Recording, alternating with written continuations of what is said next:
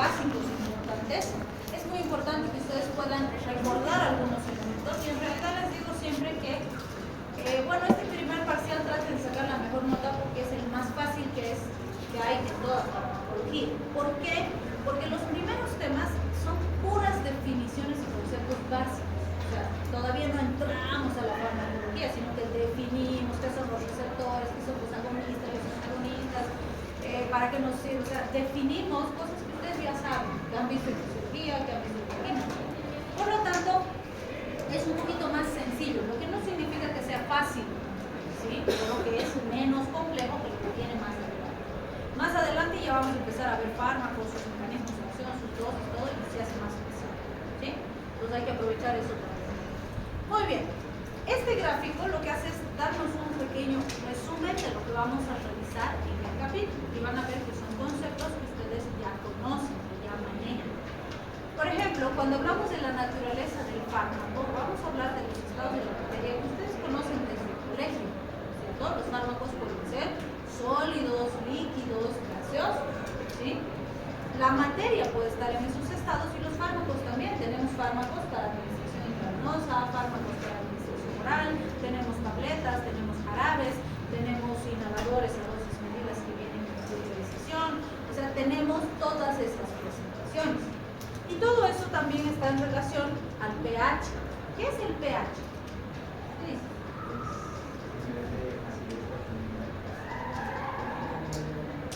Ya, entonces el pH nos permite cuantificar el nivel de acidez o alcalinidad en los espacios de los compartimientos. ¿Por qué nos interesa recordar eso que hemos visto en bioquímica, que hemos visto en fisiología? Porque eso nos va a ayudar a entender cómo se comportan los fármacos en diferentes pHs, ¿sí? ¿Por qué? Por ejemplo, si te duele tu cabeza, ¿qué haces? ¿Qué harías si te duele tu cabeza? ¿Dormir? Bueno, si quieres tomarte un fármaco porque te duele tu cabeza, ¿qué haces? ¿Agarras el fármaco y lo pones ahí donde te duele? No, ¿no es cierto? Te lo tomas por vía oral. Pero si te estás tragando un comprimido, ¿cómo ese comprimido va a llegar hasta tu cabeza donde te está doliendo? ¿Cómo? ¿Se han puesto a pensar? ¿Cómo está? Los receptores. Los receptores. O sea, va a llegar a actuar en algún receptor, pero para actuar en ese receptor tiene que llegar a través del torrente sanguíneo. Y cuando te lo tomas por vía oral, ¿llega al torrente sanguíneo? Primero al estómago. Primero va a ir al estómago y del estómago va a pasar al torrente sanguíneo y por el torrente sanguíneo se va a distribuir hasta llegar a un receptor específico donde va a producir el efecto que necesitamos. ¿Se dan cuenta? Entonces, justamente por eso necesitamos recordar todos esos conceptos, porque los fármacos son sustancias químicas. Y como sustancias químicas tienen un tamaño, una forma, un peso, una carga eléctrica, pueden ser ácidos, pueden ser básicos, y dependiendo de esas características se ha diseñado el fármaco para una vía de administración. Por eso es que hay fármacos que los puedo tomar por vía oral, hay fármacos que los puedo aplicar sobre la piel. Hay una pregunta, ¿los fármacos orgánicos son los que tienen más influencia con el pH o en general todos los fármacos que se afectan al pH? Depende, por eso, para cada fármaco, toda esa interacción es diferente. En farmacología tú no puedes agarrar y decir, bueno, en pH ácido los fármacos actúan así. No, porque cada uno de los fármacos actúa diferente en ese pH. ¿Sí? Está leyendo en el libro de los fármacos orgánicos que están más influenciados por el pH. Claro, porque normalmente los orgánicos van a tener una carga eléctrica diferente y eso va a hacer que reaccionen diferente en el pH. Pero un fármaco puede ser ácido y reaccionará diferente en un pH ácido y un pH básico, y un fármaco puede ser alcalino y reaccionará diferente en un pH ácido y en un pH alcalino.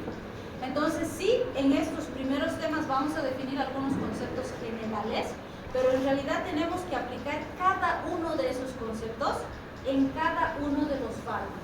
Y eso es lo que hace la materia tan compleja, porque definimos características generales, pero después cada fármaco es individual. ¿Sí? Muy bien. También vamos a ver el tamaño molecular del fármaco y van a ver que la mayoría de los fármacos tienen un peso molecular entre 100 y 1000 gramos por mol, que es la unidad de medida, ¿sí? La mayoría están en ese rango, pero van a ver que hay fármacos que son más chiquititos y hay fármacos que son más grandes, ¿sí? ¿Cuál será la importancia del tamaño del fármaco? ¿Para qué sería importante? Por ejemplo, si yo les digo, ¿cuál fármaco será más peligroso? ¿Un fármaco que es más pequeño o un fármaco que es más grande? Es pequeño. ¿Por qué? Porque el grande necesita descomponerse, porque el pequeño tiene más posibilidad de entrar a los receptores, de entrar dentro de la célula. En cambio, el grande tiene esa dificultad, procede por el tamaño que es más grande. ¿Ya? Evidentemente, mientras más pequeñito sea el fármaco, más fácil se va a distribuir a todos los compartimientos. ¿Y por qué eso implica más riesgo? Porque mientras más se mete a todos los compartimentos, más va a llegar a lugares donde no lo necesita. ¿Sí? ¿Qué pasó? ¿Qué hace? Ok. Ah, es nuevito, ¿no? El muchacho. Se lo ha ayudado. Se lo ha llevado. Si no me encontraba. Ok. Bien. Entonces, me olvidó en qué estábamos. El tamaño molecular. El tamaño molecular. Es muy importante porque eso va a determinar que el fármaco pueda llegar hasta donde tiene que llegar para producir su acción. Y eso es fundamental para el efecto, pero también para los efectos adversos. ¿Sí? ¿Por qué? Por ejemplo, bueno, y esto va a estar ligado también a otros elementos que vamos a ver más adelante, como la selectividad del fármaco y la selectividad del sitio de acción. Que ahí vamos a tener que recordar todo lo que ustedes han aprendido en fisiología, por ejemplo. ¿Sí? Por ejemplo, si yo les digo los receptores beta, ¿dónde están distribuidos? ¿Dónde tenemos receptores beta? Tienen un lugar.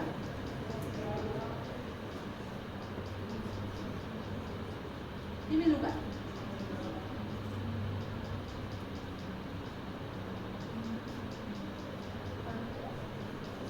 Bueno, en páncreas tenemos más células beta. Sí hay receptores, pero son más células beta. No es lo mismo célula beta y receptor beta. ¿Sí? Pero ya, es válido. ¿Dónde más? Receptor beta. Sistema nervioso central. ¿En qué parte? Dime una sola.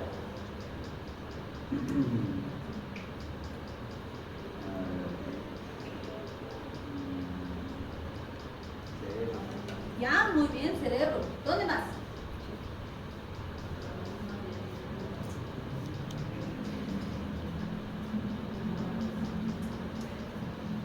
Tienen que traer su fisiología, no su libro, su conocimiento fisiológico en su cabeza. ¿Sí? Porque esto que les estoy preguntando es pura fisiología. Tienen que saber dónde están los beta, dónde están los alfa, dónde están los dopa, dónde están los muscarínicos, dónde están los nicotínicos, qué función cumplen en cada lugar donde están. Porque eso necesitamos para entender cómo y dónde van a actuar los fármacos. ¿Sí? Entonces, fisiología y bioquímica son una base muy importante para entender farmacología. ¿Sí? ¿Por qué? Por ejemplo, uno de los sitios más importantes donde tenemos receptores beta son los pulmones. ¿Sí? En los pulmones tenemos receptores beta.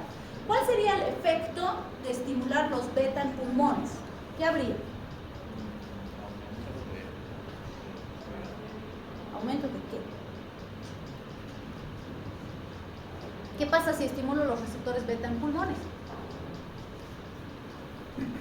Habría mayor permeabilidad. ¿De qué? Porque hay vasos, hay bronquios, hay vía aérea. Tienen que repasar fisiología. ¿Sí? Habría vasoconstricción. ¿Vaso o bronco? Porque no es lo mismo vaso y bronco, ¿no? ¿Hay broncoconstricción o broncodilatación? Tienen que dominar sistema simpático y parasimpático. Fundamental. Y eso es fisiología. Los beta, ¿quién comanda? ¿Quién estimula? ¿El simpático o el parasimpático? Ay, Dios mío. Y no es excusa que me digan, es que eso he pasado en virtual. No. Si has aprobado, tienes que saber. ¿Cómo es? Simpático. Entonces, si el simpático estimula los pulmones y estimula los beta, ¿qué va a pasar? ¿Broncodilatación o broncoconstricción?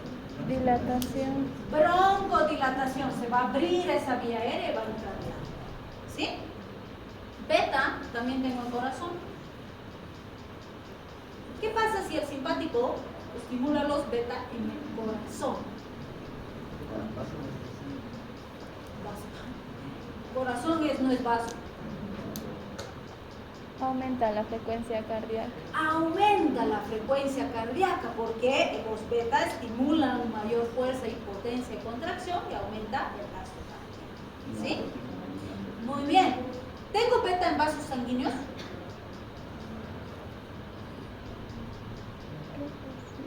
Sí, hay. ¿Menos que alfa? Sí, pero hay. ¿Y qué hacen los beta en vasos sanguíneos? Contraen, los relajan. ¿Vasoconstricción o vasodilatación? Vasodilatación. Lo esperable o lo predominante, diríamos, cuando actúa simpático es que exista vasoconstricción. ¿Y por qué? Si el simpático también actúa en beta. Y beta sí produce vasodilatación.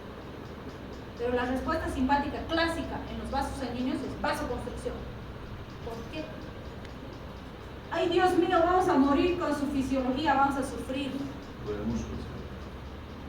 Por el músculo liso. ¿Qué pasa en el músculo liso? Va a haber una vasodilatación. Si estimulas Se va a hacer la beta, carga del músculo. va a haber vasodilatación. Pero te estoy diciendo que el simpático produce más vasoconstricción que vasodilatación. ¿Por qué? Los intestinos participarían en lo que es el músculo liso. Y en el músculo liso, el efecto que se produciría sería una relajación. Sí. Sin embargo, en el vaso sanguíneo, la vasoconstricción. ¿Por qué? Por los receptores. ¿Qué receptores? Por los receptores o por los receptores beta. Alfa. Alfa. O sea, hay los dos, pero predominan estos. Y por eso predomina la vasoconstricción. ¿Hay beta? Sí. En los lugares donde predomina beta va a haber vasodilatación, aún con respuesta simpática. ¿Sí? Eso es fisiología. Y eso tienen que manejar porque eso va a permitir que entiendan cuando hablemos de fármacos simpático-miméticos, que son los que estimulan el sistema simpático. ¿Sí? Por eso es importante. Ahora, vamos a hacer un pequeño ejercicio para que ustedes entiendan cómo vamos a aplicar todos estos elementos y por qué es tan importante entender cada una de esas características del fármaco. ¿Sí? Por decirles, les llega un paciente que está con una crisis asmática. ¿Qué quiere decir? Que en los pulmones hay broncoespasmo. ¿Sí? No puede respirar, le está faltando aire, sus pulmoncitos están cerrados. ¿Qué podría hacer yo en base a lo que acabo de recordar de fisiología para ayudarle a ese paciente? Broncodilatador. ¿Sí? Voy a usar un broncodilatador. Entonces le doy un fármaco que estimule los receptores beta. Podría usar el salbutamol, que ahorita vamos a ver que es beta 2 selectivo. ¿Sí? También podría darle adrenalina. ¿Cuál es la diferencia con el salbutamol? La adrenalina actúa en todos los beta y todos los alfa, pero es un excelente broncodilatador. ¿Sí? Entonces, ¿qué va a pasar? Si yo estimulo los beta en pulmón, se va a abrir ese pulmón y mi paciente va a poder respirar. ¿Eso es lo que necesito? Sí, necesito eso para estabilizar su crisis asmática, ¿cierto? Pero ¿qué va a pasar si al mismo tiempo se han estimulado los receptores beta de su corazón? ¿Necesitaba esto? No. ¿Y puedo hacer que solo actúe aquí sin actuar aquí? No. Porque no existe ningún fármaco que yo agarre y le diga vas a ir a actuar solamente en el receptor beta del pulmón. No existe. Igual. ¿Acaso eres impermeable? Igual. Entonces, ¿qué va a pasar? Ahorita vamos a analizar lo que tú estás diciendo. Si yo le doy adrenalina, por ejemplo, va a actuar en todos los beta y todos los alfa, ¿y qué va a pasar? voy a tener efecto terapéutico, que eso es lo que consigo donde necesito que actúe, pero todos los sitios, que va a ser todos los lugares donde hay alfa, donde hay beta, sea pulmón, intestino, riñón, etcétera, van a ser mis efectos adversos, que también se pueden producir, pero que no los necesito y no son la razón por la que le estoy dando el fármaco al paciente. Si le doy adrenalina por actuar en tantos receptores, tiene más efectos adversos. ¿Es un fármaco más potente? Sí. Habrá situaciones donde se justifica utilizarla a pesar de sus efectos adversos.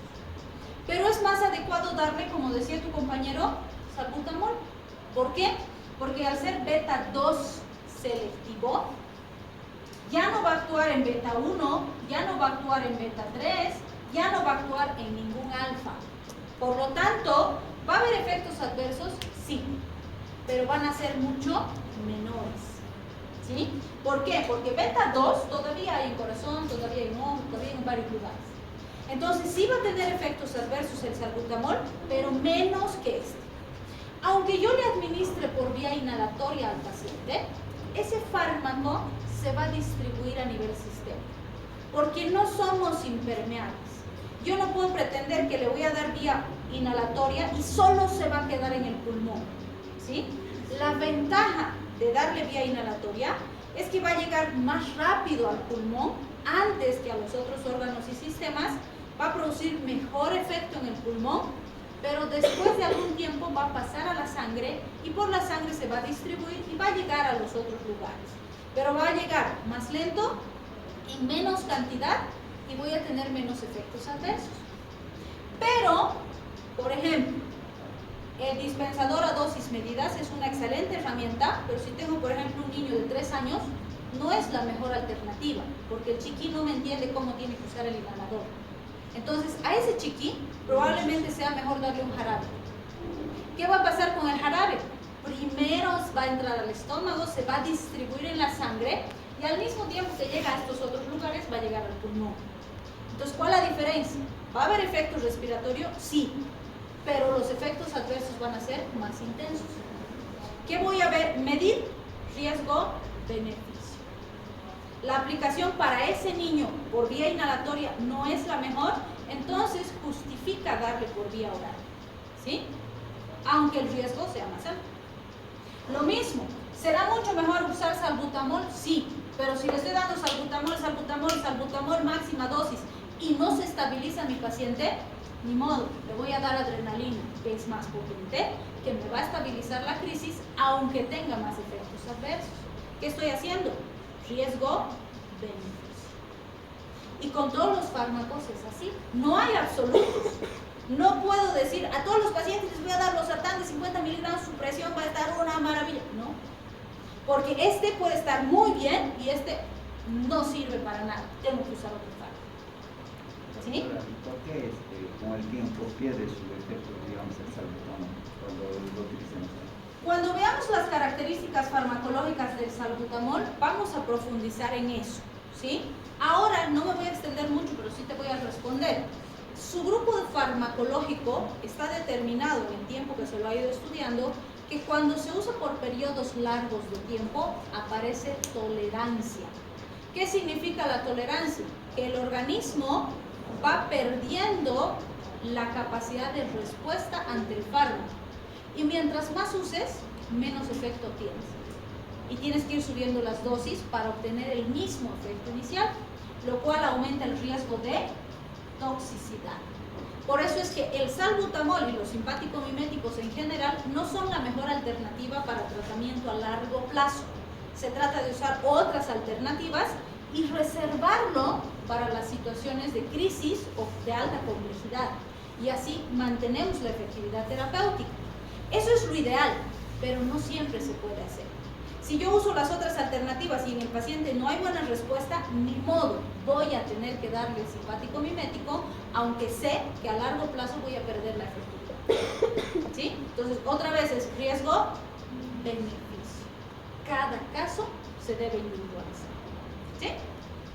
Bien, no nos vamos a detener mucho en esto porque Vamos a ver en sus capítulos respectivos cada fármaco y sus características, cómo se da, qué dosis, cómo se usa, qué vías para cada fármaco.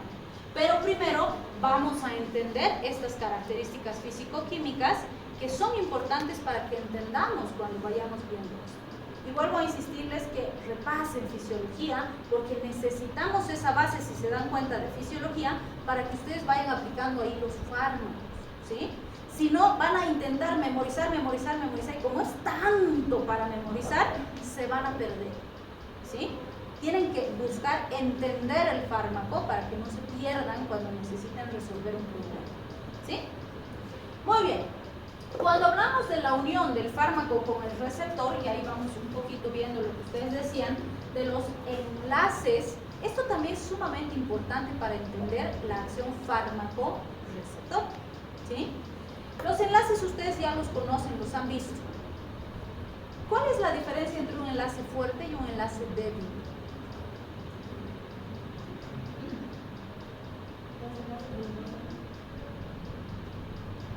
Los puentes de hidrógeno, ¿qué serían? ¿Fuertes o débiles? Débiles. Débiles. ¿Y cuál será la diferencia con un enlace fuerte? El tiempo de duración. ¿Ya? Y cuando hablamos a nivel funcional, está muy bien el concepto. Los débiles son reversibles y los fuertes son irreversibles. ¿Cuál sería la relevancia de esa característica cuando estoy hablando de funciones, de un efecto en el organismo?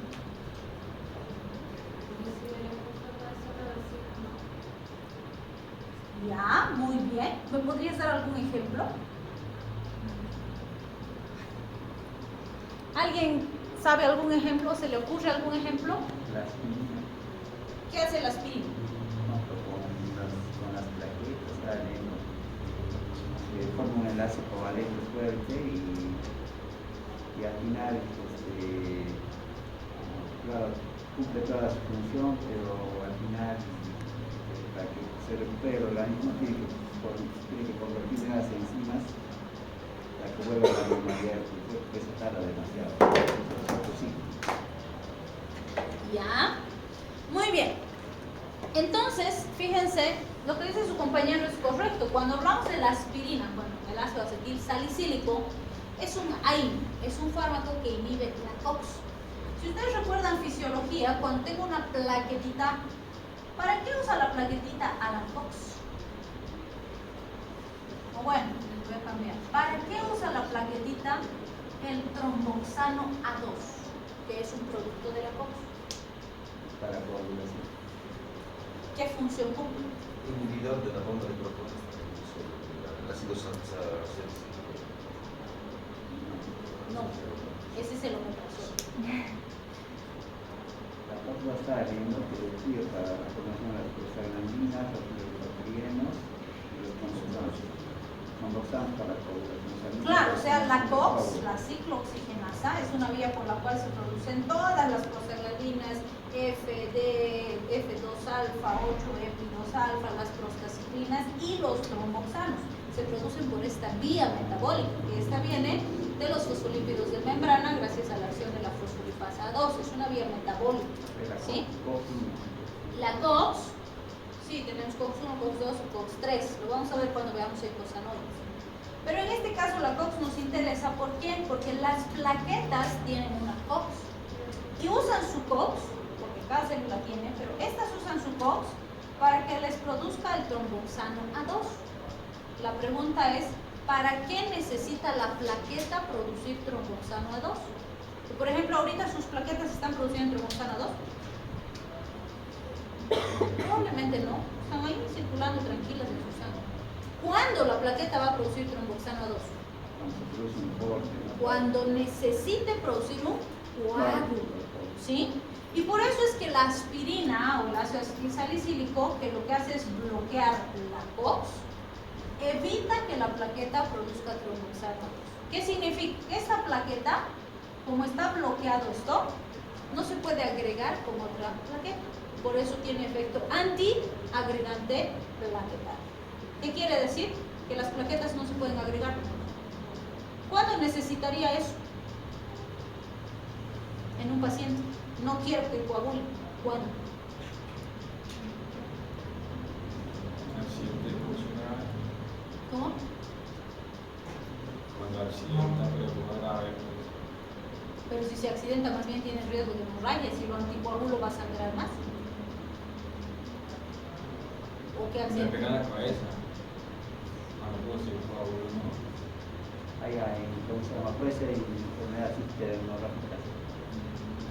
No, si en una hemorragia le das ácido acetil salicílico, aumenta el riesgo de sangrado. ¿En un derrame? Derrame, pero es el término popular. El término médico, ¿cuál sería? Accidente cerebrovascular. Pacientes con accidentes trombóticos. ¿Sí? ¿Por qué? Porque en esos pacientes el riesgo es que han formado coágulo o que pueden formar coágulo y ese coágulo me produce obstrucción y me produce un infarto cerebral, cardíaco, etcétera, etcétera.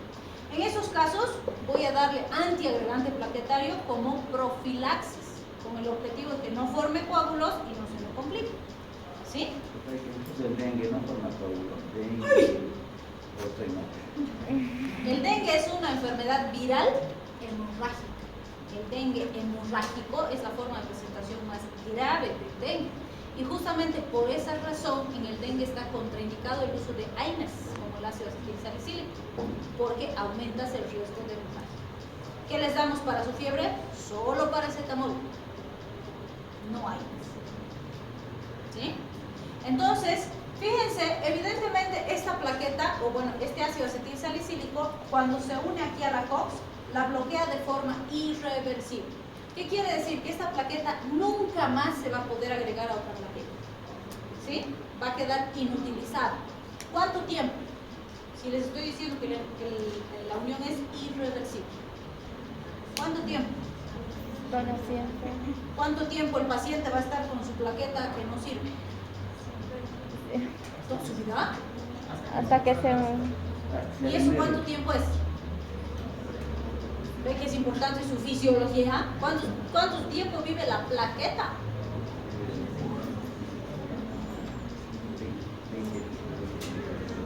Tienen que revisar fisiología y parasitología y microbiología y bioquímica. O sea, todo lo que ya han llevado se supone que tienen que saber. De 8 a 10 días. Entonces ese es el tiempo en el que el paciente va a volver a sintetizar plaquetas y ya va a haber nuevas plaquetitas que no están bloqueadas y que pueden coagular. ¿Sí? Muy bien. Entonces fíjense, en este caso de profilaxis, el hecho de que esa unión sea irreversible hace que yo pueda darle el tratamiento pues una sola vez por día y tengo excelentes resultados, porque el efecto es largo.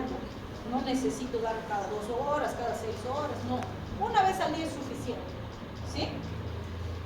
En cambio, en otros cuadros voy a tener que darle cada 2 horas, cada 4 horas, cada 6 horas, dependiendo que estoy buscando. Pero cuando hablamos a nivel fisiológico, funcional, es muy importante que los enlaces puedan ser reversibles. ¿Sí? Por ejemplo, les decía a sus compañeros del otro grupo, si hablamos de la hemoglobina, ¿con quién forma enlace la hemoglobina? Con el oxígeno para transportarlo, ¿no es cierto? ¿Con quién más? Dióxido. Con el CO2, ¿sí? Y puede transportar a este y a este al mismo tiempo. Aquí me cargo un oxígeno, aquí un CO2. No, ¿no es cierto?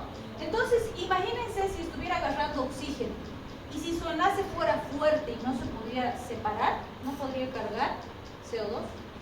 O no podría darle el oxígeno a la célula para la cual está transportando, porque llevaría y no le da, pues no le da porque no lo puede soltar, ¿se dan cuenta? Entonces, para su funcionalidad es fundamental que el enlace sea débil, que se pueda romper para que pueda liberar y para que pueda cargar la otra. ¿Sí? Comparen nada más con el CO. La afinidad del CO por la hemoglobina es 200 veces mayor que del CO2. ¿Qué implica eso? Que se une a la hemoglobina y no la suelta. ¿Sí? ¿Y de qué se muere el paciente intoxicado por monóxido de carbono? De insuficiencia respiratoria. ¿Por qué? Porque sus células no reciben oxígeno y se mueren.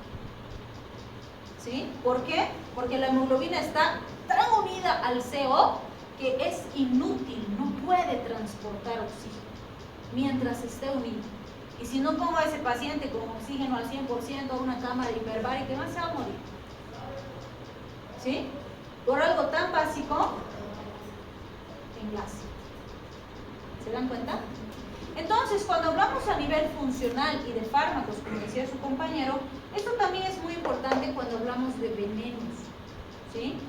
Si yo tengo una intoxicación por un fármaco, una droga o un veneno, y el enlace es reversible, yo puedo usar una sustancia que venga, desplace al veneno y lo saque, y el paciente mejora rápidamente. Pero si el enlace es fuerte y no se separa, yo no puedo separar esto con absolutamente nada. ¿Qué tengo que hacer? Como en este caso, esperar que esto se destruya junto con el veneno y se sintetice una nueva hemoglobina y recién va a desaparecer el efecto. Y hasta eso voy a darle medidas de soporte al paciente para que se estabilice mientras esto ocurre. ¿De qué dependerá? De la sustancia. Para la doctora de farmacología está diciendo que hay venenos que no tienen, o sea, venenos que no tienen antídoto.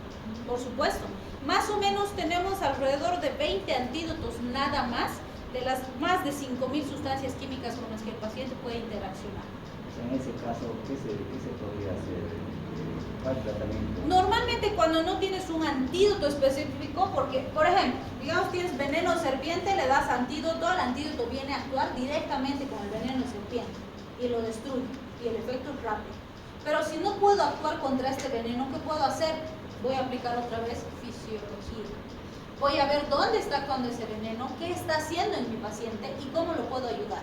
Por ejemplo, si el veneno destruye fibrinógeno, yo puedo darle fibrinógeno al paciente. ¿Sí? ¿Cómo? De micrudos hablar. La serpiente va a Serpiente. Claro, o sea, depende del tipo de veneno. Para micrudos hay antídotos. ¿Sí? Tenemos antídotos azules y amarillos. Entonces, depende de para cuál. Obviamente, en el país no tenemos antídotos para todos. ¿Sí? Por ejemplo, para arañas loxóceles también hay antídoto, pero en Bolivia no tenemos. Para hierro hay antídoto, pero en Bolivia no tenemos. Entonces, si bien hay pocos antídotos, en el país hay menos todavía, porque no tenemos ni siquiera en nuestros hospitales de tercer nivel. Entonces, ¿qué haces? Tratamiento sintomático, medidas de soporte en el paciente y tratar de estabilizarlo mientras el veneno se vaya eliminando. Por ejemplo, hay venenos, como les decía aquí, digamos que hablamos de la acetilcolinesterasa, la enzima que nosotros tenemos, hay venenos que se unen a esta y la bloquean. Entonces, ¿qué pasa? La enzima no puede cumplir su función y el paciente se intoxica con su propia acetilcolina. ¿Qué hacemos como tratamiento?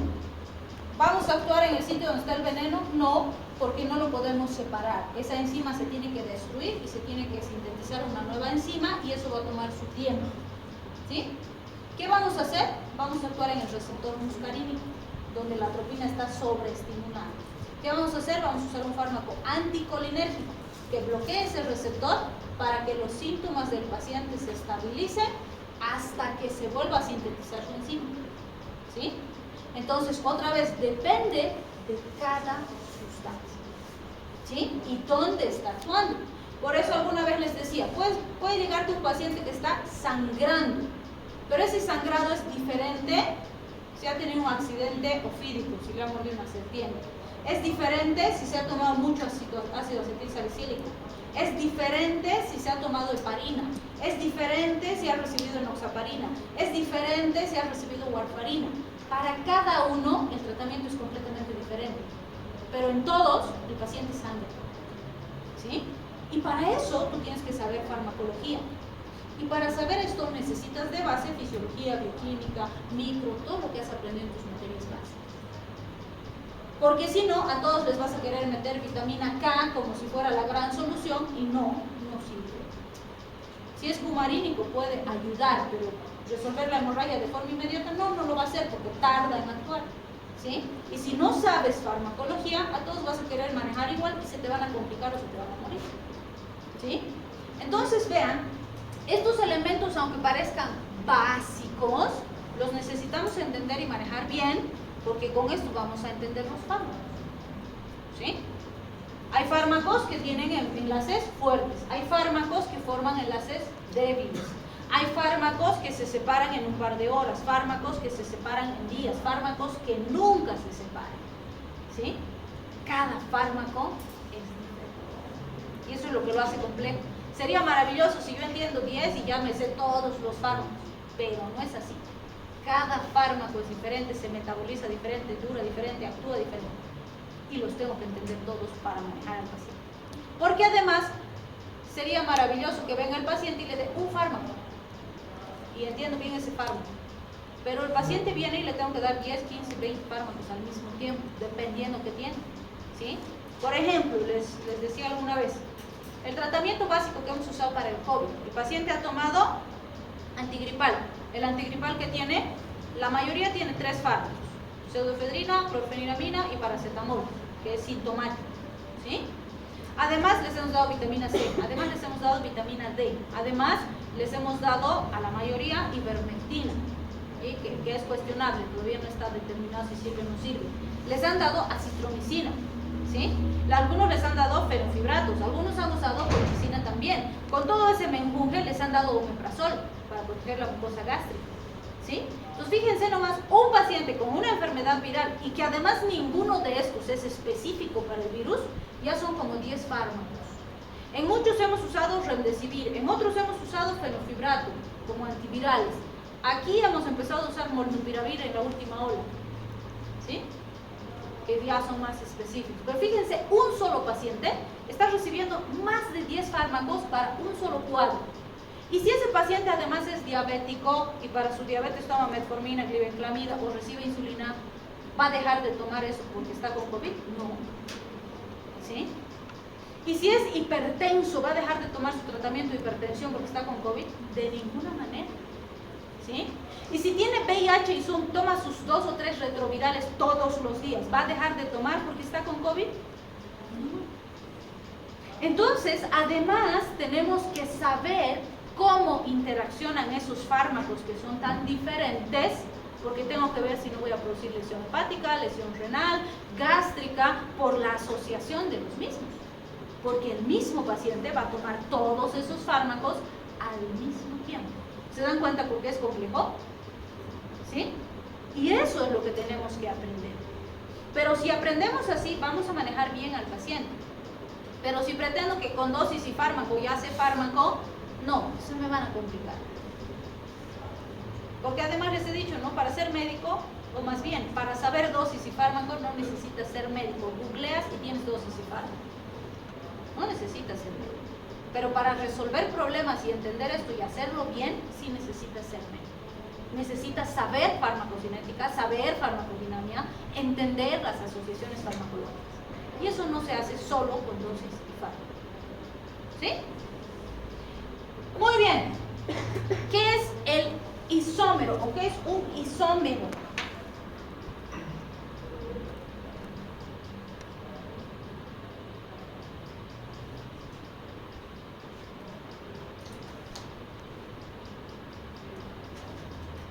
Ay, Dios mío, estamos en graves problemas. Tienen que repasar.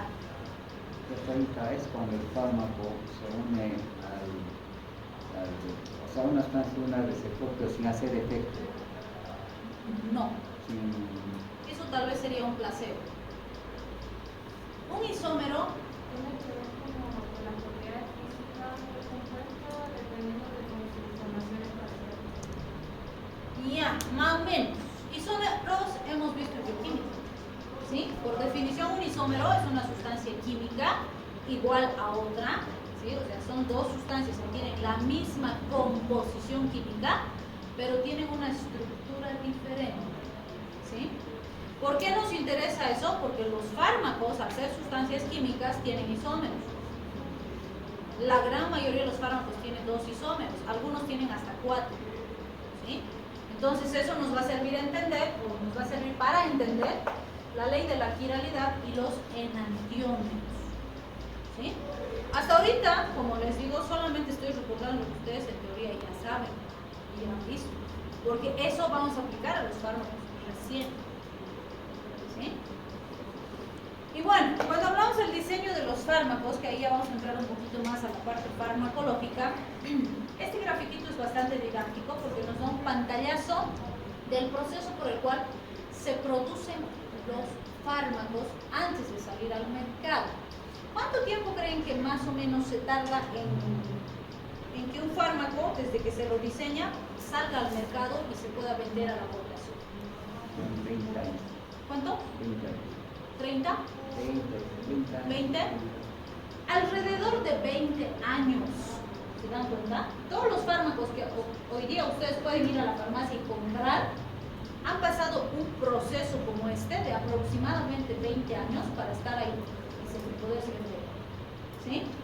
Entonces, dense cuenta que no es un proceso nada sencillo, nada barato y nada rápido, por decirlo así.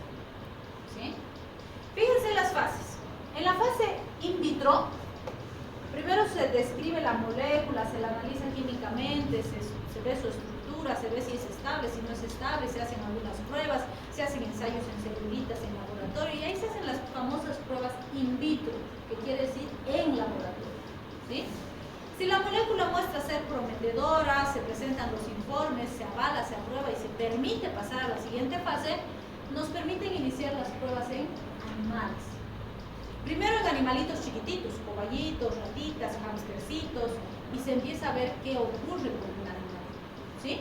Si va todo bien y los informes presentados son aprobados, pasamos a la siguiente fase donde ya nos permiten experimentar en animalitos más grandes. Ahí entran los chimpancés, los chanchitos, los burritos, que ya son más parecidos a los humanos, más grandes. ¿Sí? Y esto, fíjense, entre la primera y segunda, estamos hablando de alrededor de 4 a 10 años de estudios, pruebas, ensayos, presentación de informes y demás. O sea, es largo el proceso. ¿Sí? Y si todo va bien hasta ahí, recién nos permiten hacer pruebas clínicas. Una prueba clínica implica probar el fármaco en personas. Entonces, esa prueba clínica o ensayo clínico tiene 3 fases. En fase 1, trabajamos con pocos sujetos, personas, entre 20 y 100 personas. En fase 2 ya subimos la cantidad de personas, pero aquí ya son pacientes. ¿Cuál es la diferencia? Fase 1, vamos a probar en personas sanas, que no tengan patología, que el hígado funcione bien, que el riñoncito funcione bien, porque nuestro objetivo es ver cómo reacciona el cuerpo cuando le doy el fármaco. ¿Sí? Si todo va bien, que eso también dura años, entonces recién me dejan usar personas enfermas. Digamos que el fármaco que estoy usando, quiero utilizarlo para tratar el dolor. ¿Sí? Entonces, en esta segunda fase, recién van a ser personas que tienen dolor. ¿Sí? Y ahí pues quiero demostrar la eficacia terapéutica. Si realmente este fármaco sirve para controlar el dolor o no. ¿Sí?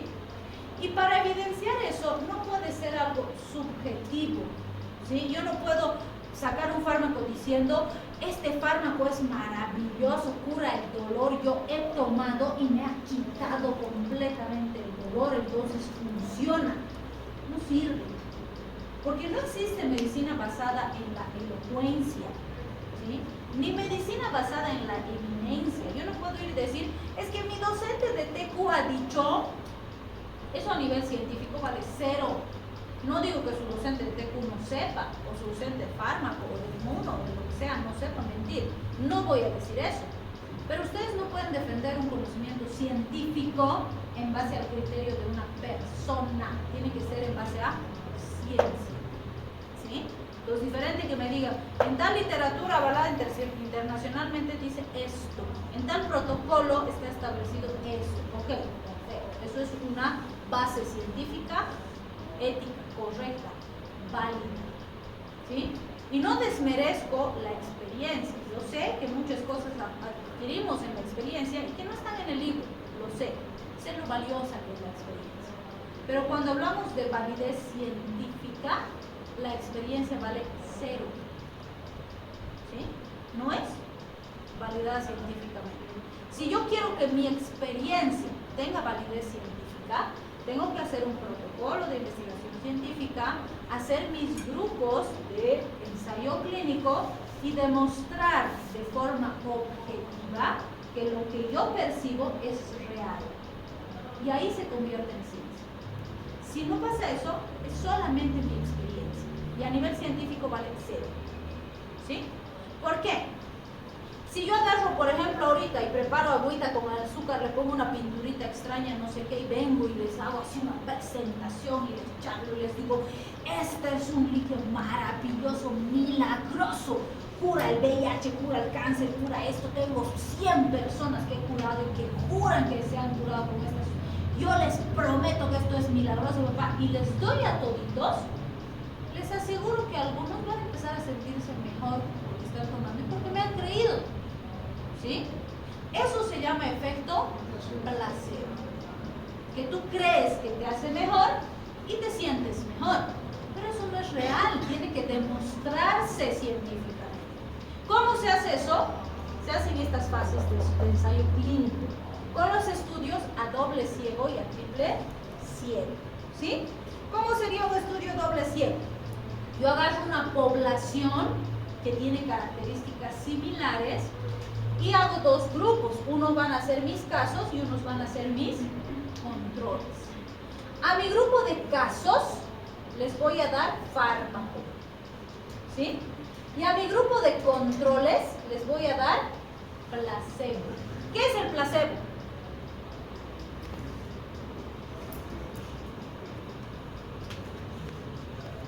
De ahí viene el efecto placebo. Es una sustancia química que se ve exactamente igual que el fármaco, pero no tiene fármaco. ¿Sí? Porque a los dos pacientes les voy a dar algo que se ve exactamente igual, para que ella piense que está tomando fármaco y él también. Pero ella no sabe si está tomando fármaco, ni él. Los dos están recibiendo exactamente lo mismo. ¿Sí? A eso es el primer ciego. Porque ellos no tienen que saber quién toma fármaco y quién no. Porque solo de esa forma yo voy a quitar la subjetividad de cada uno para influenciar a los resultados. ¿Sí? El segundo ciego, el profesional en salud que va a revisar a los pacientes, tampoco tiene que saber quién toma fármaco y quién toma placebo. No debe saber. Ese es el segundo ciego. ¿Sí?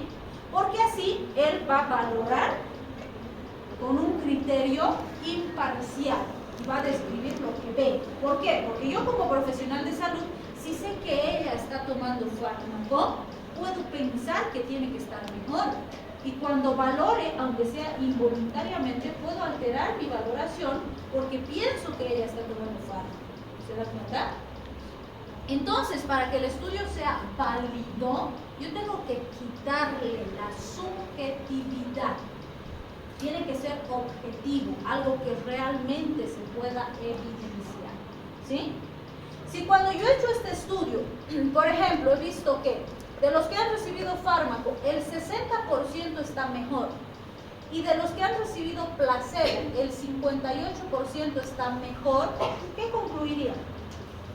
¿Es un fármaco que sirve o no?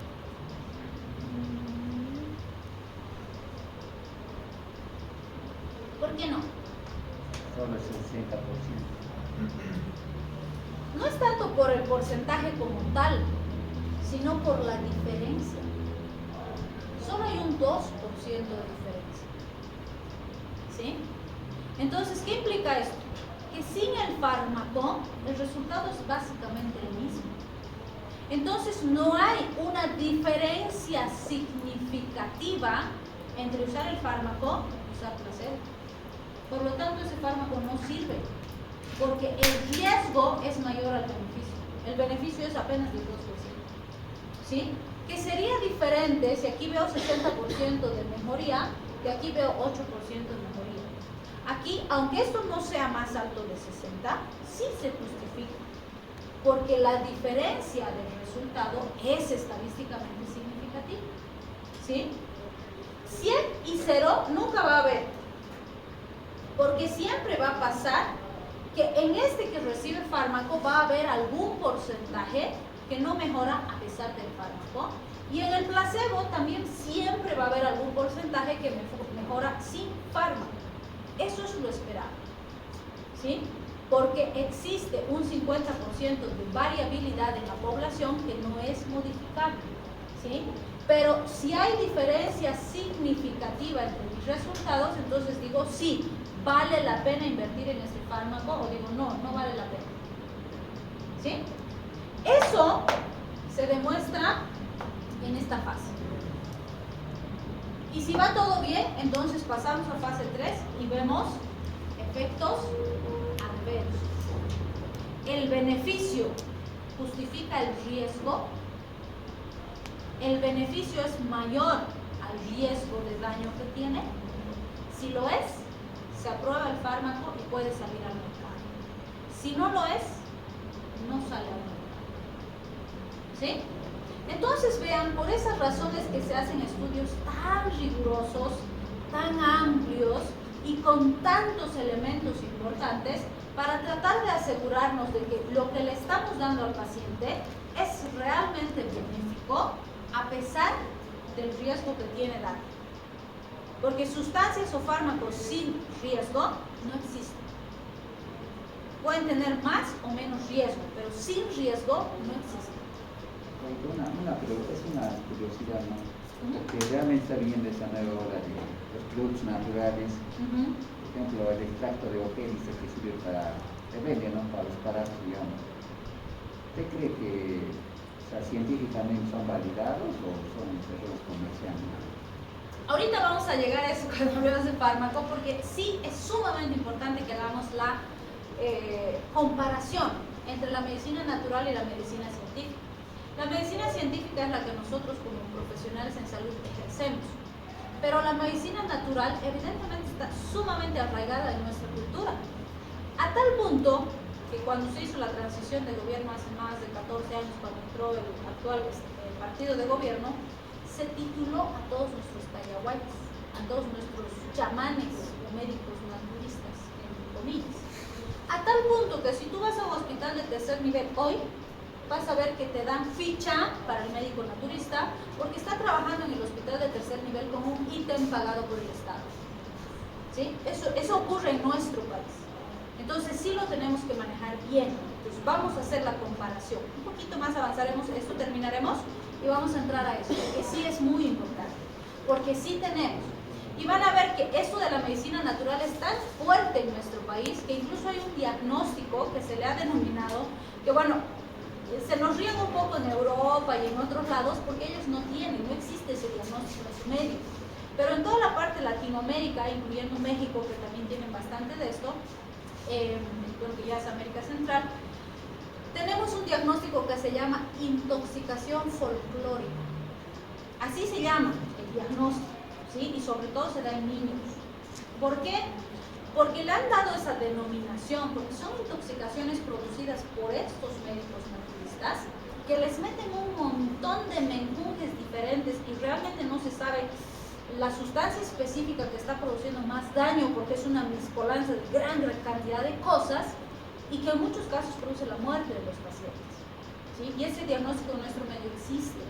Entonces es muy importante que manejemos eso, ¿sí? Ahorita vamos a ver esa comparación, ¿ya? Que es muy importante y que siempre les hago trabajar a todos con eso porque sí la tenemos que hacer.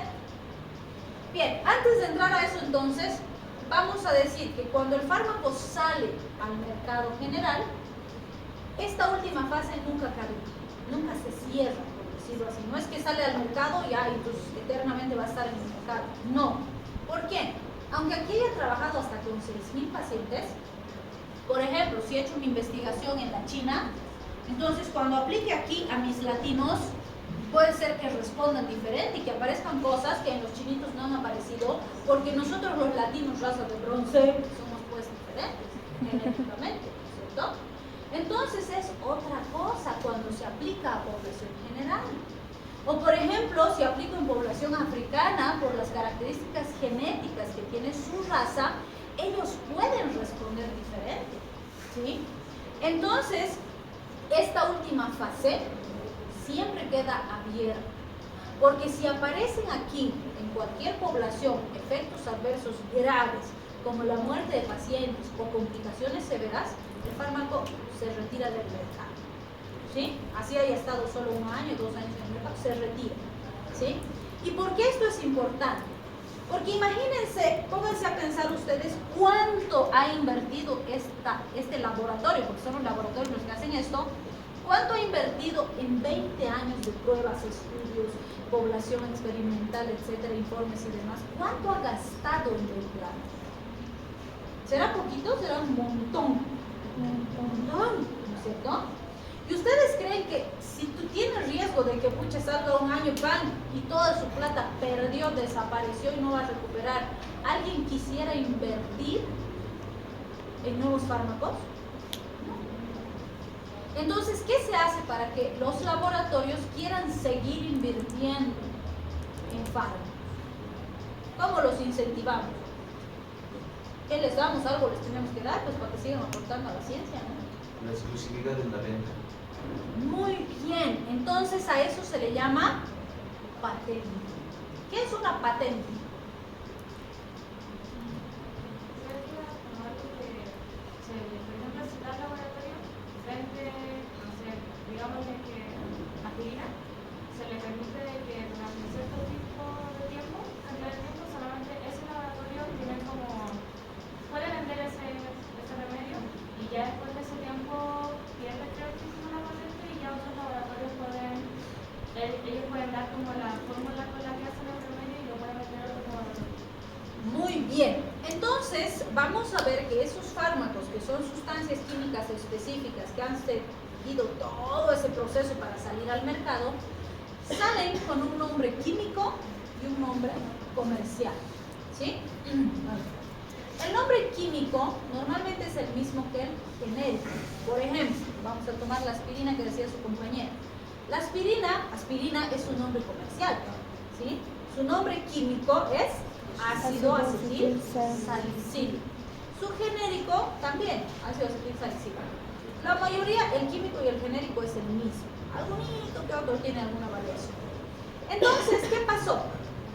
El laboratorio que produjo aspirina es el laboratorio Bayer, que es uno de los más antiguos que tenemos. Entonces, como Bayer invirtió 20 años en trabajar, producir y hacer el fármaco, entonces le dijeron, ok, cuando salió al mercado le dijeron, ok, Bayer, para que tú quieras seguir invirtiendo en fármacos, te vamos a dar una patente. ¿Qué quiere decir? Tú has trabajado 20 años aproximadamente en producir el fármaco, entonces te vamos a dar otros 20 años para que tú seas el dueño absoluto de la venta y la monopolización de ese fármaco. ¿Qué quiere decir? Que durante 20 años solo Bayer puede producir ácido acetil salicílico y vender ácido acetil salicílico. ¿Qué hacemos con esto? Le estamos diciendo, ok, como tú has invertido, has gastado y estás aportando, entonces te vamos a dar este tiempo para que recuperes lo que has invertido, ¿sí? Entonces Bayer va a ver cuánto quiere que cueste la aspirina, porque él va a ser el único que va a vender, por decirles, dice ya, yo voy a vender cada tabletita a 10 bolivianos, listo. Y además le pone el nombre comercial que él quiere. Y Bayer ha dicho, le voy a llamar aspirina, y de ahí viene la aspirina famosa que todo el mundo conoce, porque como era uno de los únicos fármacos que había en esas épocas, entonces para todo usaban aspirina, ¿no? Les dolía la cabeza, aspirina, les daba diarrea, aspirina, se les caían los dientes, aspirina, se les caía el pelo, aspirina. Para todo usaban aspirina. ¿Sirve para todo? No. No sirve para todo. Es un AINE, tiene 4 efectos: analgésico, antiinflamatorio, antipirético y antiagregante plaquetario. Para todo lo demás, no. ¿Sí? Pero como era una de las pocas cosas que había, entonces las abuelitas incluso toman dulcecito, a los chiquis les daban, ¿no? Entonces, para todo usaban. ¿Sí? Y como solo había aspirina, entonces todo el mundo aspirina, aspirina, aspirina, y hasta ahora se nos ha quedado bien marcado aspirina. ¿Qué pasó cuando se cumplieron los 20 años? Entonces dijeron, ok, Bayer, hemos cumplido los 20 años, ahora desaparece la patente, se libera la receta. Entonces la receta se hace pública y a partir de ese momento todos los otros laboratorios pueden producir ácido acetil salicílico. Ninguno le puede llamar aspirina, porque aspirina es el nombre propio de Bayer, ¿sí? Pero por decirles, Bagol le va a poner Dolorín, Inti le va a poner dolorón, Terbol le va a poner sana sana, Laboratorio SAE le va a poner colita de rana, no sé. Cada uno se inventa su nombre comercial y le pone su nombre comercial, ¿sí? Pero todos, en teoría, todos tienen que ser ácido acetil salicílico y tener la misma efectividad, ¿sí? Pero además, ¿qué variante más va a haber cuando se libere la receta? Costo. Pago puede decir, yo voy a vender cada comprimido a 5 bolivianos, ¿sí? Inti dice, no, mis productos, mis excipientes son un poquito más económicos, yo voy a vender a 3. Listo. Terbol dice, no, mis excipientes son súper baratos, yo voy a vender a 50 centavos, ¿sí? Y no sé, digamos, Chile dice, no, mis excipientes son súper caros, no, yo voy a vender igual que Bayer a 10. Y Bayer dice, uy, no, aquí me están haciendo mucha competencia, no, ya, le voy a bajar un poquito a 8. Listo. Como yo ya he recuperado, entonces ya voy a seguir vendiendo, además todos me conocen como aspirina y ya, tengo que competir. Listo. Entonces, a partir de ese momento hay más competencia en relación a costo, pero para la población hay mayor capacidad de adquisición, porque esto hace que los precios bajen. ¿Se dan cuenta? ¿Sí? Entonces, el punto y la pregunta importante será, cuando yo prescribo un fármaco, la legislación, es decir, las leyes, ¿qué exigen? ¿Que prescribamos genérico o comercial? Genérico. ¿Por qué genérico?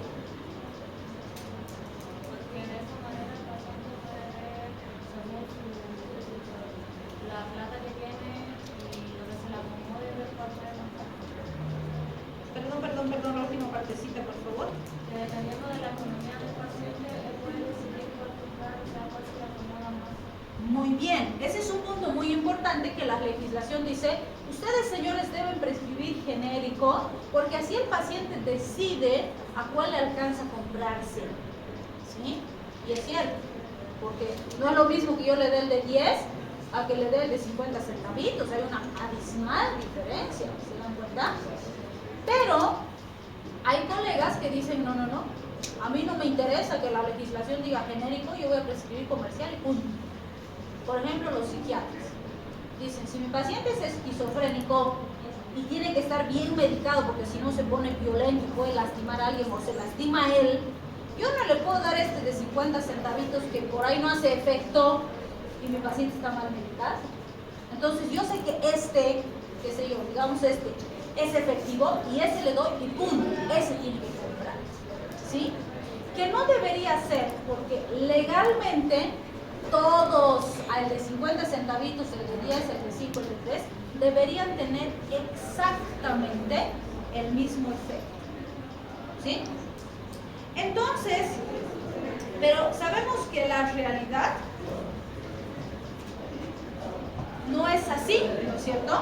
Sabemos que la realidad no nos muestra que todos los fármacos tienen la misma efectividad. ¿Por qué? Uno, aquí en nuestro país no es posible controlar todo lo que entra de contrabando, que es marcapatito y no sabemos qué es, ¿sí?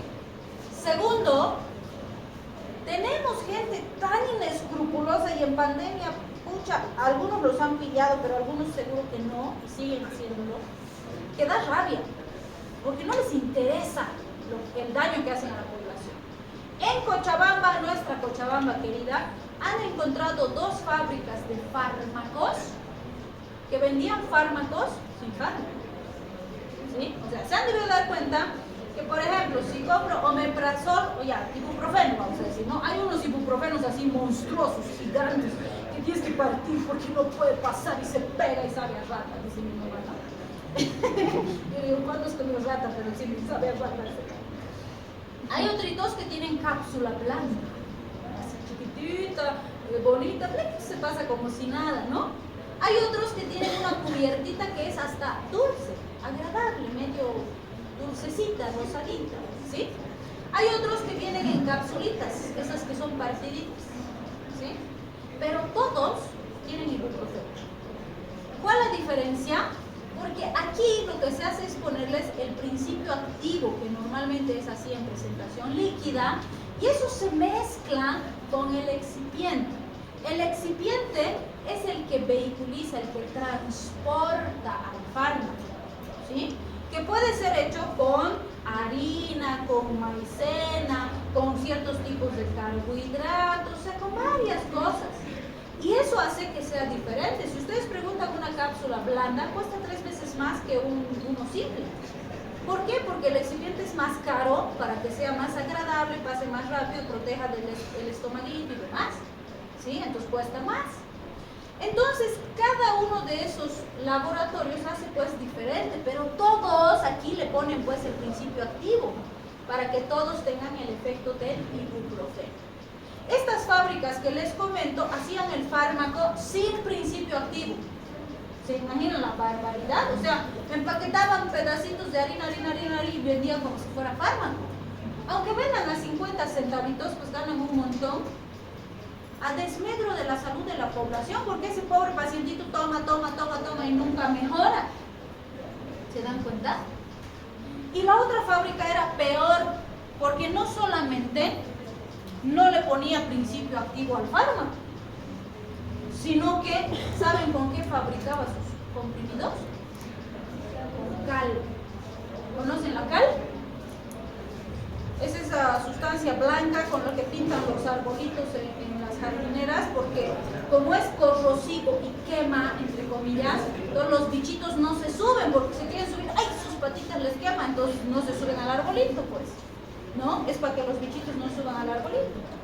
Imagínense tomar, si nosotros preparamos cal para pintar una pared, por ejemplo, que además es muy impermeabilizante, mezclamos con un palo, nunca con la mano, porque quema. Y van a ver que le echan agua y empieza a burbujear. Porque es corrosivo para la piel, que es gruesa y que es dura. Imagínense esa cal en el estomaguito, mucosita del estomaguito del pobre paciente. Aparte de que no tiene principio activo, un daño terrible para el paciente. Con gastritis más va a quedar, aparte de que no se va a curar, ¿se dan cuenta? Entonces, por esa razón, les damos un poquito de razón a estos coleguitas que dicen, no, yo voy a prescribir comercial y punto. Porque realmente, en nuestro medio hay mucho de contrabando y que no es bueno y además es dañino, ¿sí? Pero, también les digo, tenemos que cuidar un poco porque hay la susceptibilidad, por ejemplo, del paciente, que si yo solo le doy este comercial que es el más caro, el paciente dice, ese médico seguro que le pagan esos de ese laboratorio para que me dé este que es más caro. Y tampoco está bien, ¿sí? Entonces yo les digo, usamos algunas estrategias. ¿Y qué sí? Ustedes a medida que vayan prescribiendo van a ir conociendo los laboratorios. Por ejemplo, ¿yo qué hago? Sin salirme de la norma, porque a mí me encanta manejar genérico. Pero puedo recomendar un comercial, la legislación lo acepta. Entonces yo le digo al pacientito, mira Juanito, necesitamos amoxicilina de 500 miligramos. Yo sé que, por ejemplo, Laboratorio INTI, que es nacional, es económico, pero es muy buen producto, ¿sí? Tenemos Laboratorio Chile, Laboratorio Bagua, sé que estos 3 laboratorios son buenos, sus productos son de calidad. Tú ve cuál te alcance. De cualquiera de estos 3 comprate el que te alcance, pero sabemos que es efectivo. Pero específicamente este de marca Patito de 50 centavitos, por favor, no te compres, porque vas a gastar en vano y no vas a mejorar, porque es mal producto, ¿sí? Y si ustedes le explican al paciente así, el paciente sabe que ustedes se están preocupando por él y se va a esforzar por hacer bien su tratamiento, ¿sí? Y no va a tener esa susceptibilidad de que ustedes están velando por su bolsillo y no por el paciente, ¿sí? Pero ¿cuál es la razón más importante por la que ustedes se tienen que acostumbrar a manejar genérico? Y eso siempre les digo que es lo más importante y por lo que deben manejar genérico. ¿Por qué? No. El genérico es universal, ¿sí? O sea, Amoval Duo que tenemos aquí, por ejemplo, yo no voy a ir a comprar en Estados Unidos porque me van a decir, ¿qué? ¿Sí? O yo no voy a venir aquí de Estados Unidos y le voy a decir a la farmacia de aquí, ¿tiene Tylenol? Porque eso es marca comercial de Estados Unidos. Pero si vengo aquí y le digo paracetamol, y voy a la China y le digo paracetamol, y voy a Brasil y le digo paracetamol, en todas partes del mundo existe paracetamol porque es genérico. El paracetamol es paracetamol aquí y en cualquier rincón del mundo, ¿sí? Entonces, si yo manejo genérico, me desenvuelvo en cualquier parte del mundo, ¿sí? Es cierto, a medida que vayan trabajando aquí en Brasil, en Argentina, donde se vayan a trabajar, van a ir conociendo las marcas comerciales para hacer una buena recomendación a su pacientito. Pero si manejan genérico, nunca se van a perder, ¿sí? Bien, vamos a quedar aquí. Ay, no hemos podido aclarar porque ya se nos fue la hora con su compañero. Entonces, vamos a dejar de tarea lo que su compañero mencionaba. ¿Cuáles serán las ventajas? No vamos a decir ventajas. Vamos a decir